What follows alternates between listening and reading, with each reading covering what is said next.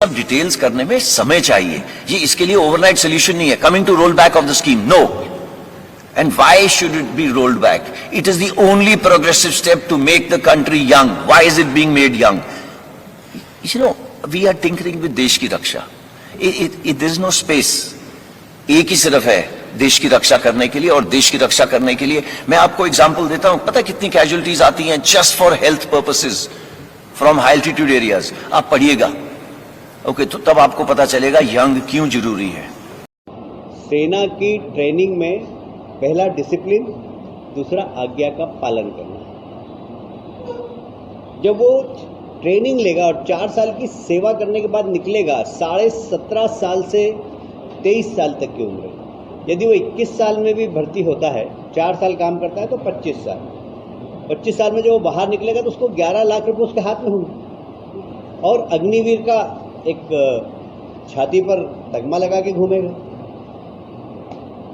किसी भी, मुझे अगर इस ऑफिस में, बीजेपी के ऑफिस में सिक्योरिटी रखना है तो मैं अग्निवीर को प्राथमिकता दूंगा। ऐसी स्कीम को जो इस सेना, इस देश की सेना जो हमारी देश की सुरक्षा करती है, जिनके सारे तमाम, जो यहाँ पे भी आप खड़े हैं, आप सरहद पर जाकर सुरक्षा करते हैं, ऐसी स्कीम है जो इस सेना को खत्म कर देगा।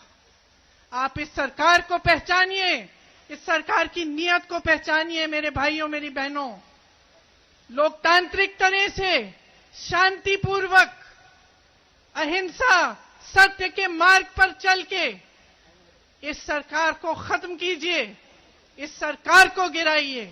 ये आपका मकसद होना चाहिए कि आपके देश में एक ऐसी सरकार बने जो सच्ची देशभक्ति दिखाए, जो देश की संपत्ति को सुरक्षित रखे, जो देश को आगे बढ़ाए, देश के गरीबों, नौजवानों को आगे बढ़ाए।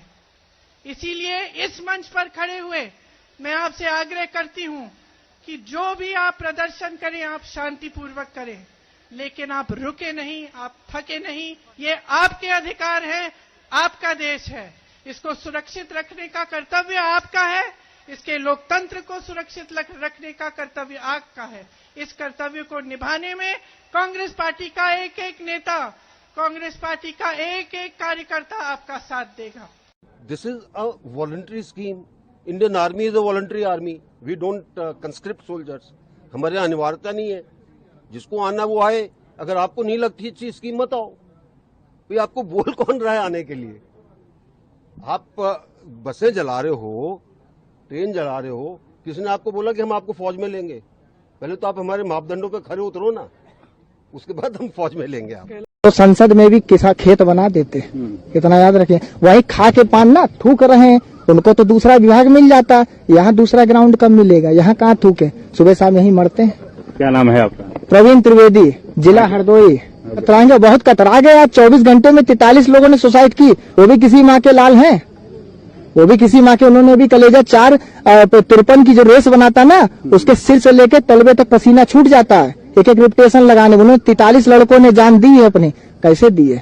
उनका कलेजा नहीं फटा होगा? साल भर तैयारी नहीं की, आज वो कहाँ है? इसीलिए तैयारी की थी कि पेड़ में लगा के फांसी लटक के मर जाए। इसके पीछे सरकार ना, क्योंकि वो चाहते थे ये जो होती मोहब्बत और फौज का नशा सेम होता, आदमी करता रहता है मगर करता रहता, मरता नहीं। विरोध करने का हक किसी को भी है, विरोध करने में कोई बुराई नहीं है। हम सब अलग अलग दल के हैं, लेकिन इस तरह से प्रशासन के द्वारा व्यक्तियों को टारगेट करना, प्रशासन के द्वारा एक खास पार्टी के दफ्तरों को जलाने करना, और 300 मधेपुरा में जो हुआ है, 300 पुलिस दर्शक बन करके बैठी हुई है, क्या पुलिस पे कार्रवाई हो रही है?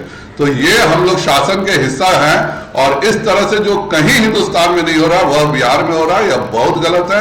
और भारतीय जनता पार्टी के अध्यक्ष के तौर पर मैं बिल्कुल इसका विरोध करता हूं, और इस तरह की घटनाएं हर हालत में अगर नहीं रोकी गई तो यह किसी के लिए भी अच्छा नहीं होगा।